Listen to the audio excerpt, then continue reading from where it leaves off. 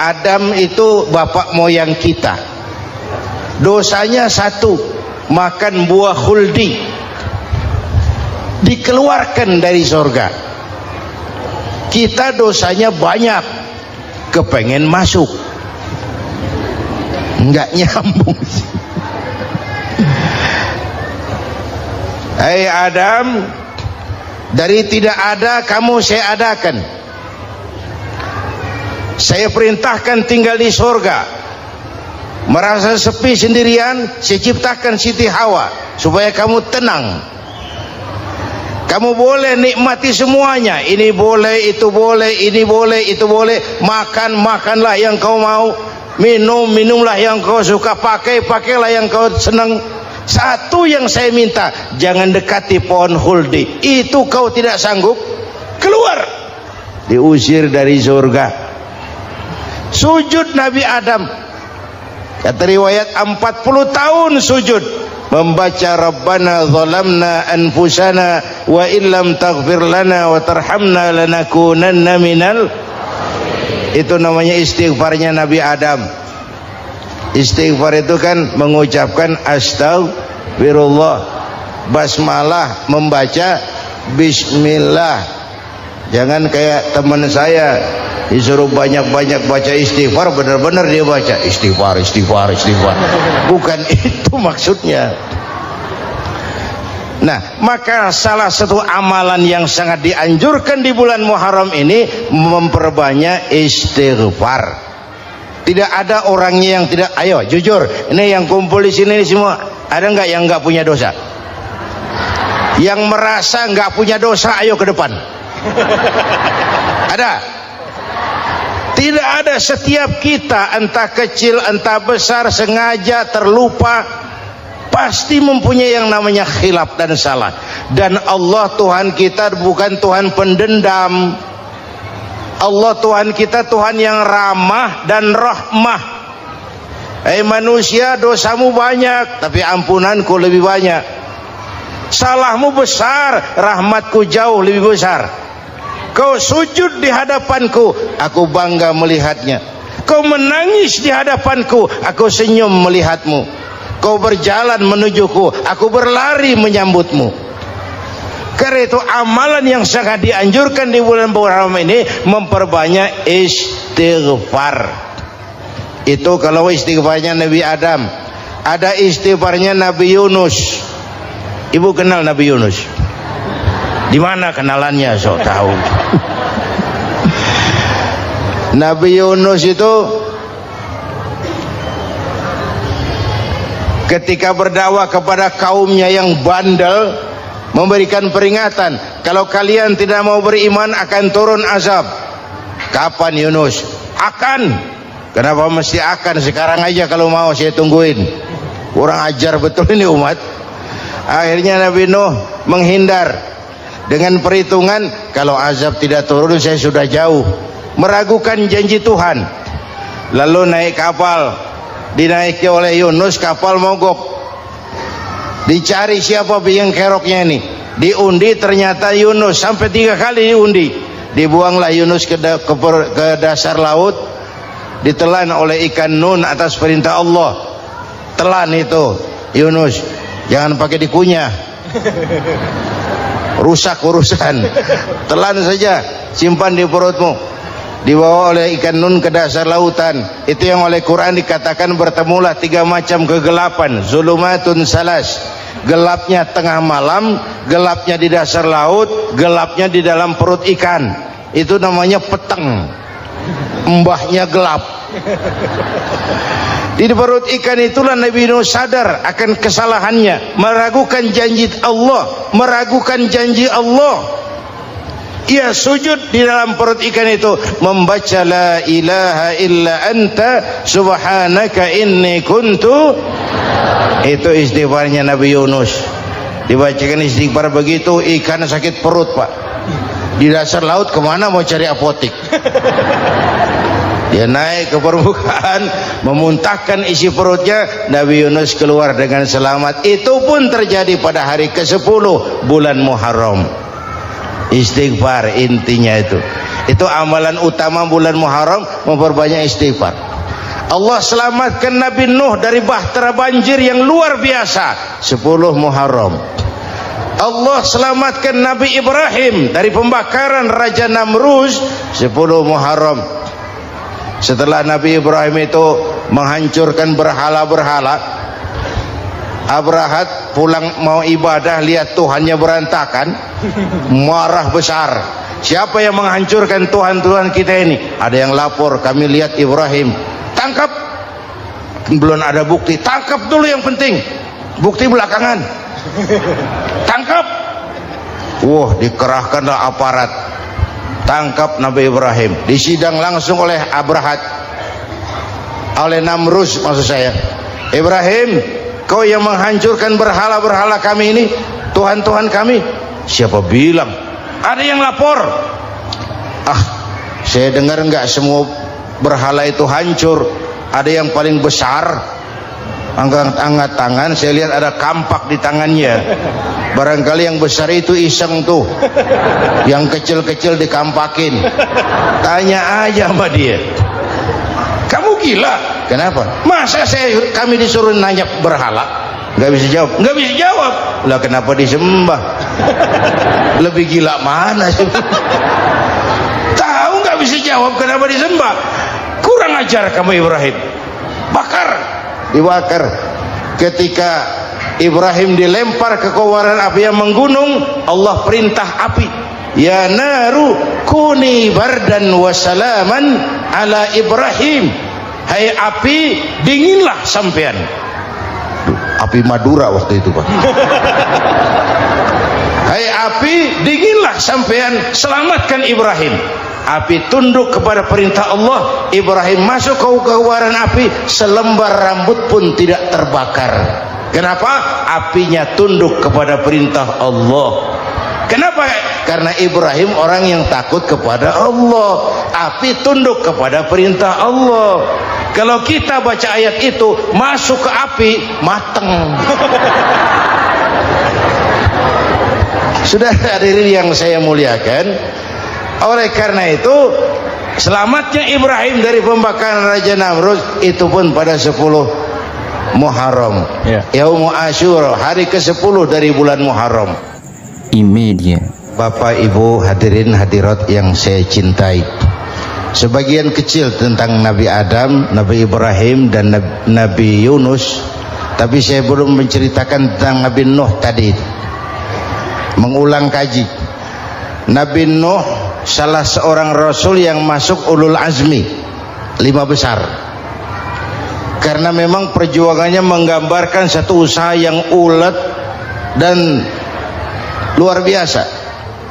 Beliau diberi umur 950 tahun, lalu berdakwah selama 900 tahun, sore, pagi, siang, malam, dapat pengikut tidak lebih 80 orang, rata-rata 10 tahun satu. Kalau saya minta berhenti aja jadi nabi, Pak. Ustadz mana masih mau buka pesantren, 10 tahun buka pesantren, yang nyantri cuma satu. Pedagang mana yang masih mau dagang, 10 tahun dagang, yang beli satu. Pimpinan partai mana yang masih mau kampanye, 10 tahun buka partai, yang nyoblos satu. Bangkrut. Umatnya bandel, kurang ajar, durjana, bajingan, tengik. Umatnya Nabi Nuh ini kalau diceramahi, telinganya ditutup dengan tangannya. Nabi Nuh akhirnya rekes, Tuhan, siang malam saya berdakwah kepada umat ini, tiap kali saya sampaikan dakwahmu, mereka tutup telinganya dengan tangannya, alergi dengar ceramah. Apa itu ceramah? Non profit. Saudara-saudara, jadi mau kamu gimana, Nuh? Sudah Tuhan, habiskan saja orang kafir. Nanti kalau punya anak, anaknya pun kafir lagi. Lebih baik bapak moyangnya sikat habis. Biasanya kalau bapak kalong, anak kampret. Bapak nyolong, anak nyopet. fotokopi gimana aslinya, habiskan saja. Itu mau kamu Nuh? Iya. Oke, nanti aku turunkan banjir Nuh, buat kapal. Dengan apa saya harus buat kapal Nuh? Ya dengan kayu, kata Tuhan. Kayunya dari mana Tuhan? Ya dari pohon Nuh. Pohonnya belum ada Tuhan. Ya tanam dulu Nuh. Bikin kapal, kayunya nanam pohon. Apa artinya? Perjuangan perlu kesabaran. Sukses itu ada prosesnya. Nggak bisa simsalabim abracadabra lalu kita mau sukses. Semua ada prosesnya. Walaupun kenyataannya begitu. Sukses banyak bapaknya, gagal itu yatim. Kalau kita sukses banyak yang ngakuin. Yang baru ketemu pakai manggil encing. Ketemu baru, tapi sukses banyak bapaknya. Gagal yatim, nggak ada yang mau ngakuin kalau kita gagal itu. Udah bikin kapal dengan kayu di tengah kampung, bikin kapal ini. Bayangkan di tengah kampung bikin kapal, orang kafir makin menjadi-jadi. Lihat Nuh, kenapa? Makin sarap. Bikin kapal di tengah kampung, mau belayar kemana? Tuh lihat, kalau orang nggak tahu tujuan, mountain setengah jalan. Proses yang dinilai bukan finalnya. Ya kayak gitu kesimpulannya. Saya enaknya sendiri. Bikin kapal, kapal mendekati selesai. Ini orang kafir rame-rame datang ke kapal Nuh. Mau apa? Buang najis. Sakit perut, berangkat ke kapal Nabi Nuh. Nongkrong, dapat 2-3 tumpuk, pulang. Penuh lantai kapal dengan najis manusia. Inilah perjuangan. Bukan jalan raya lurus bertabur bunga di kanan kirinya. Banyak ondak dan duri, fitnah, caci maki, antipat, segala macam. Nuh.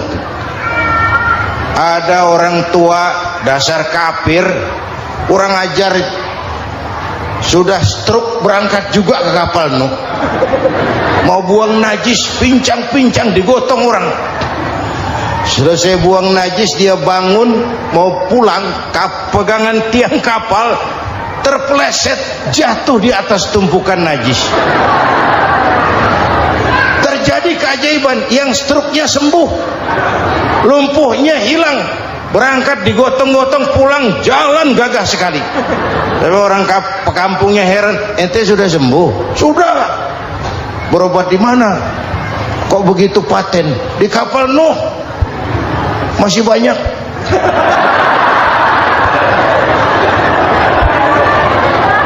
Yang berasa perlu obat bawa rantang, ambil bersih lagi geladak kapal itu. Sudah selesai Nuh? Selesai. Oke, kau orang yang beriman bersamamu, binatang serba sepasang, naik Nabi Nuh, naik orang beriman, naik binatang serba sepasang. Ini cikal bakal penyelamatan manusia, Pak. Naiklah orang beriman, sudah naik semua, Nabi Nuh kontrol. Ini contoh buat kita, kontrol. Sudah naik semua teman-teman, sudah. Pemimpin yang baik bukan cuma terima laporan di belakang meja. Laporan itu yang mana juga bagus. Sama juga kampanye yang mana juga merdu. Kalau aja yang dihitung. Pernah ada calon bupati kampanye janji, kalau saya berhasil kita akan banyak bangun jembatan di daerah kita. Saya tanya, Pak, nggak ada sungai di kampung kita, Pak. Dia bilang, sungainya kita bangun sekalian. Udah kadung janji, mana pula orang mau bangun sungai ini. Saudara-saudara, kontrol. Jangan cuma tunggu laporan di belakang meja, semua laporan bagus. Ya Bu? Bu?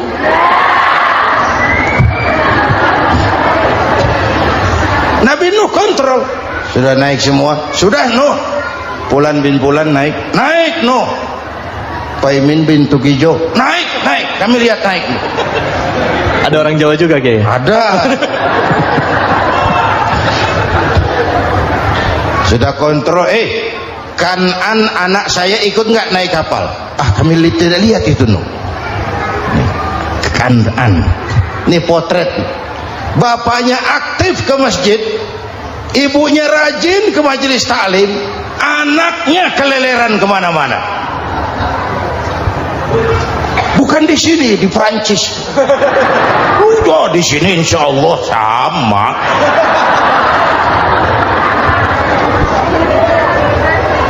Nuh karena sayang anak, Nuh karena cinta anak, Nuh karena tanggung jawab anak, cari naik ke atas kapal. Lihat Kanaan, anak saya, nggak lihat Nuh. Turun ke ruang bawah, periksa lagi. Mang, ayah Kanaan di dia. Jamaah Tasik ini rupanya di dalam. Tuh ayah mang. Ayah ke mana ya budak ini? Turun ke bawah, tanya lagi. Ono Kanaan toh? Ora nano ora ketok. Rombongan Jawa Tengah. Naik ke atas buritan. Dari buritan kelihatan ternyata Kanaan tidak ikut naik kapal, kumpul di darat bersama orang kafir. Ini potret kita sekarang. Kumpul sama orang kafir, hanyut anak-anak kita, ditelan budayanya orang kafir, ditelan tradisinya orang kafir, ditelan pergaulannya orang kafir. Nuh karena sayang anak dari atas manggil. Dalam Quran dijelaskan itu. Karena Nabi Nuh di atas, Kanaan di bawah, teriak, ya bunayyar kam ma'ana. Begitu dalam Quran di ayatnya.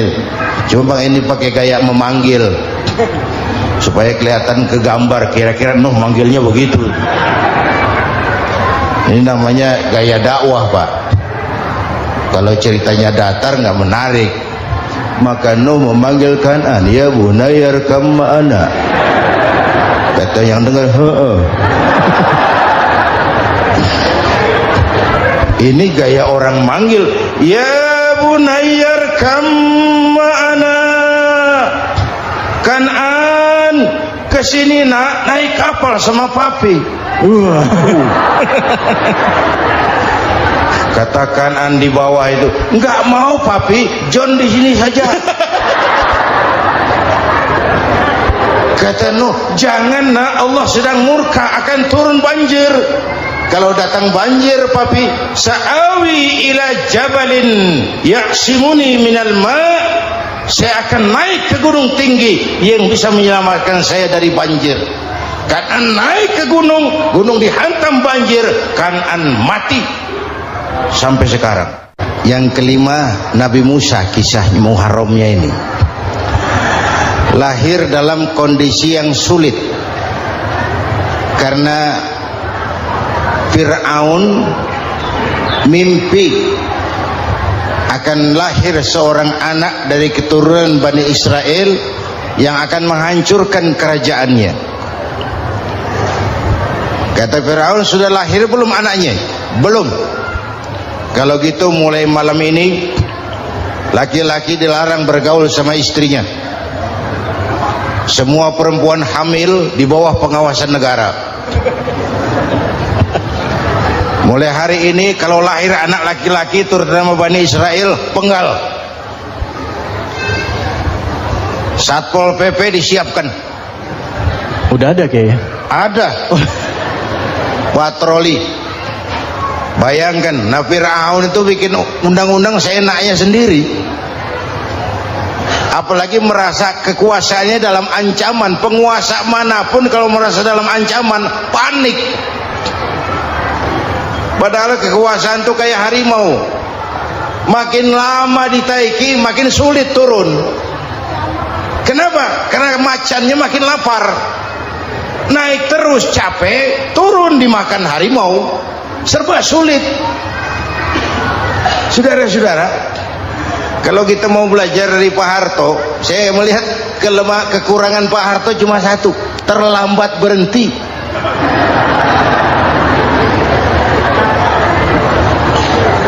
sambat berhenti. Di sekelilinginya banyak tukang jilat, tukang semir. Pak, kalau tidak ada bapak kami bagaimana, Pak? Saudara hadirin yang saya hormati, maka sering saya ingatkan, temanmu yang sejati adalah teman yang membuat kamu jadi benar, bukan teman yang selalu membenarkan kamu. Berapa banyak pejabat-pejabat hancur karena selalu dibenarkan oleh lingkungannya. Bapak benar, Pak. Bapak bijaksana, Pak. Itu tepat, Pak. Benar. Buang angin pun kata kelilingnya, oh Bapak sehat. Temanmu yang sejati, teman yang bikin kamu jadi benar, bukan teman yang selalu membenarkan kamu. Bapak Ibu hadirin yang saya hormati, tapi kehendak Allah terjadi. Lahirlah Musa, bayinya dihanyutkan di sungai Nil. Bayi sudah menderita, dihanyutkan di sungai Nil, dan akhirnya besar di lingkungan istana Fir'aun.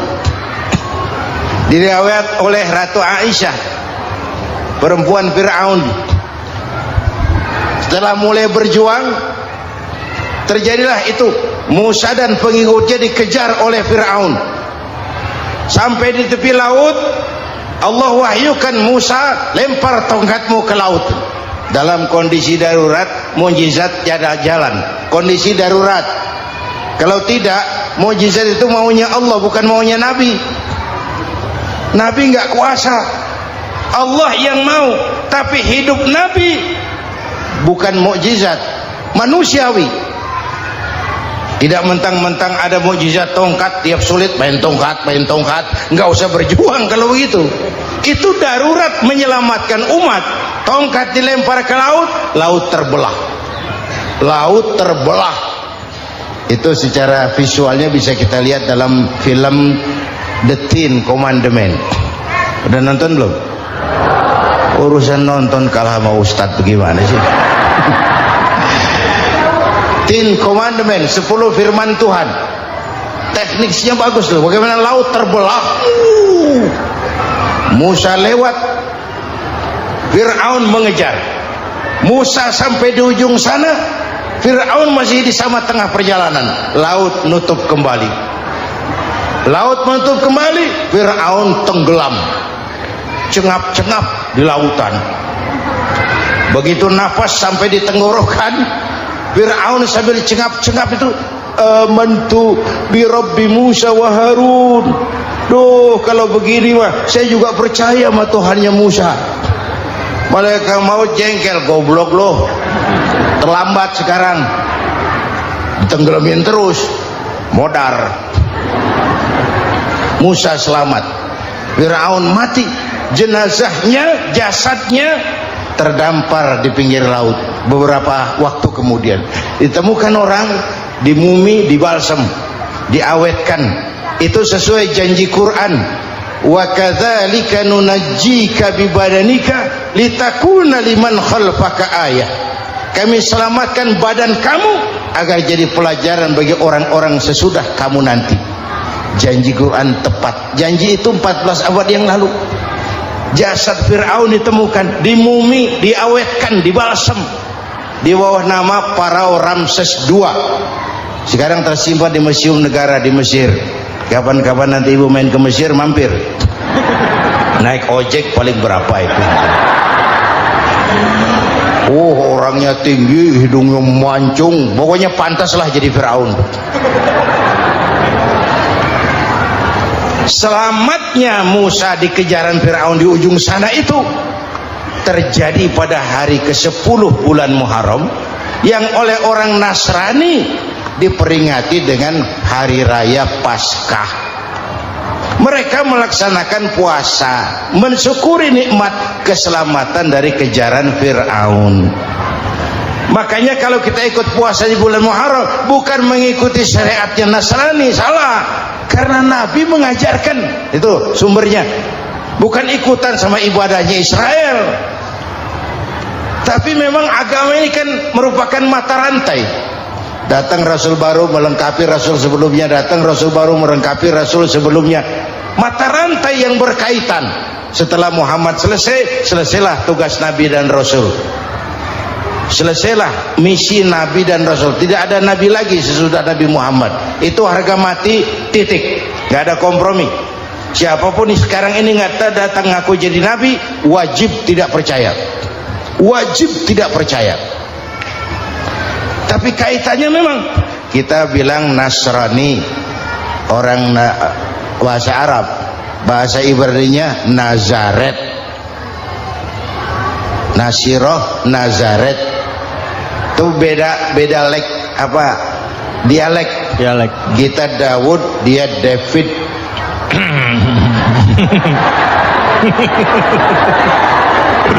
Ibrani. Kita Ali, dia Alek. Kita Sulaiman, dia Solomon. Kita Camat, dia Comot. ini yang ngomong ini comot sembarang. Media. Bapak dan Ibu jamaah yang saya cintai, pertanyaan pertama, hijrah qalbiyah. Ada hijrah badaniyah, hijrah fisik yang dilakukan Nabi dan sahabat dari Mekah ke Madinah. Itu hijrah badaniyah. Ada hijrah qalbiyah, hijrah hati. Dan ini yang kita perlukan sekarang. Karena refleksinya akan membias kepada alur kehidupan. Kalau hati kita mau berhijrah, fisik akan ngikuti. Hijrah dari tempat, dari malas ibadah menjadi rajin ibadah. Hijrah dari maksiat kepada yang ma'ruf, dari berpecah belah menjadi bersatu. Hijrah seperti itu yang sangat kita perlukan. Apalagi masyarakat ini paternalistik. Kita harus hijrah mental sekarang ini. Maka yang disampaikan tadi benar. Seorang ketua MK siap mengundurkan diri kalau terbukti anak buahnya terlibat suap. Itu walaupun siap, tapi sudah angin segar buat rakyat. Bahwa masih ada banyak insya Allah pejabat kita yang punya harga diri. Walaupun ada juga pejabat kita yang muka tembok, kulit badak, kuping kebo. Muka tembok, kulit badak, kuping kebo. Biasanya kalau kereta api tabrakan di negara-negara maju, Menteri Perhubungannya mundur. Di kita petugas palang pintu dipecat. Jauh sekali menteri sama petugas palang pintu. Yang benar-benar diadili yang krocok-krocok, kopral-kopral itu. Padahal hadisnya jelas, ar-rashi wal murtashi finnar. Yang nyuap dan yang nerima suap, dua-duanya neraka. Kasus potret belakangan ini, yang nerima suap, yang diuber, yang nyuap aman, yang nyuap aman, yang korupsi pajak dikecil-kecilin, yang ngemplang pajak aman. Padahal ngemplang pajaknya triliunan. Padahal dia sudah dikasih fasilitas oleh negara mengelola sumber daya alam negara yang artinya milik rakyat. Dia harus bayar pajak, uang pajaknya dikumpulkan bagi sebesar-besar kemakmuran rakyat. Itu tindakan merugikan rakyat. Karena itu betul, saya setuju, hijrah qalbi yang perlu kita lakukan sekarang. Hijrah hati. Kita ini bangsa Indonesia, seperti timnas. Timnas sekarang anak-anak muda sudah berani pakai baju PSSI. Iya. Kenapa? Menang. Coba kalau kalah terus, nanti menang. Tapi bangsa Indonesia itu memang seperti timnas, namanya kesebelasan. 11 orang. Walaupun ada pemain bintang, ya ada presiden, gubernur, menteri, itu bintang-bintang. Tapi bintang baru ada artinya kalau dibantu 10 pemain yang lain. Cristiano Ronaldo, siapa itu? Penyerang tengah Real Madrid, bintang. Lionel Messi. Siapa lagi? Barcelona. Bercelana.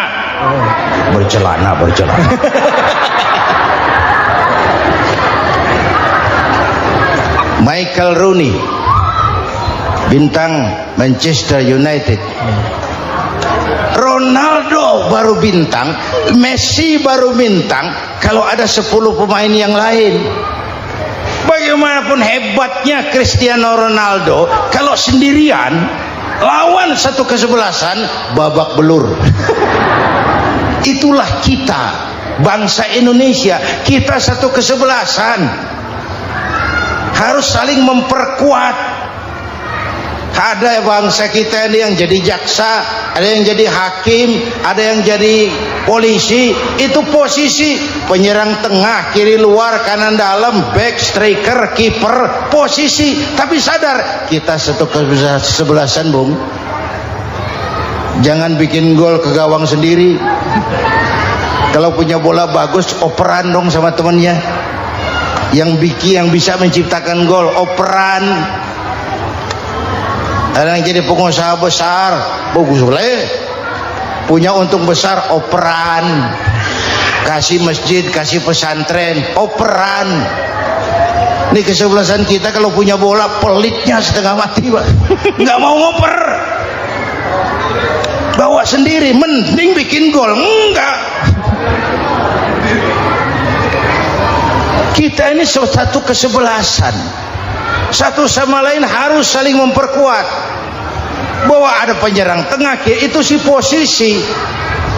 Tapi kalau memang peluang memungkinkan, ayo dong operan. Saya iri sama kesebelasan Nasrani di Indonesia. Mereka kalau punya bola, operannya cakep.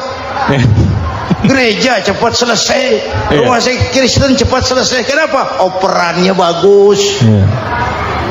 Kita ini kalau punya bola bawa sendiri, nggak mau ngoper. Maka masjid nggak selesai-selesai, madrasah banyak yang bocor, rumah sakit Islam kalah bersaing. Kenapa? Operannya berat. Ayo menyadari kita ini timnas, satu kesebelasan. Jangan menjegal kawan seiring, kawan sendiri dijegal. Sudah musuh terlalu kuat, gawang sendiri dijebol. Akhirnya terbalik kita ini. Ujian terberat telah diberikan Allah kepada para anbiya, kemudian para aulia, kemudian para ulama. Summal amsal fal amsal, ke bawah dan ke bawah, diuji setiap orang menurut kekuatannya berpegang kepada agama. Kalau karena anak Melayu bilang, kalau takut dengan ombak, jangan berumah di tepi pantai.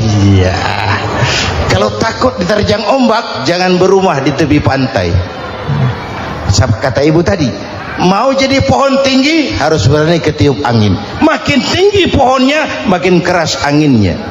Takut angin, jangan jadi pohon tinggi, jadilah rumput.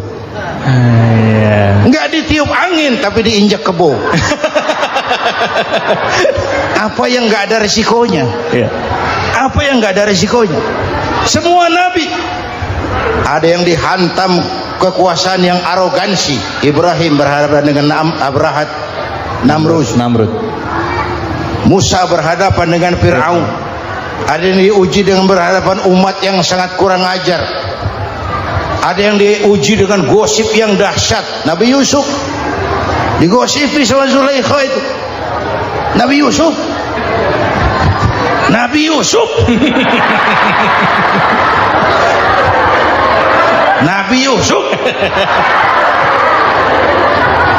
Yang namanya gosip itu kan menyebarkan keburukan orang. Kalau benar saja hukumnya ghibah. Kalau salah hukumnya fitnah. Fitnah lebih bahaya dari pembunuhan. Benarnya ghibah, salahnya fitnah. Saudara hadirin yang saya hormati, jadi resiko itu biasa. Tidak ada yang tanpa resiko. Kalau takut ombak, jangan berumah di tepi pantai. Tinggal bagaimana kita menyikapinya. Kalau kita dewasa, ini bagian ibadah saya kurang, mungkin karena dia omongin orang tambah pahala saya, mungkin karena dia omongin orang tambah pahala saya. Maka saya ngadepi gosip sepatah pun saya nggak ngomong, saya cicing wae cicing. Saya percaya masyarakat tuh punya filter. Amin. Insyaallah. Saya percaya Tuhan tuh nggak tidur.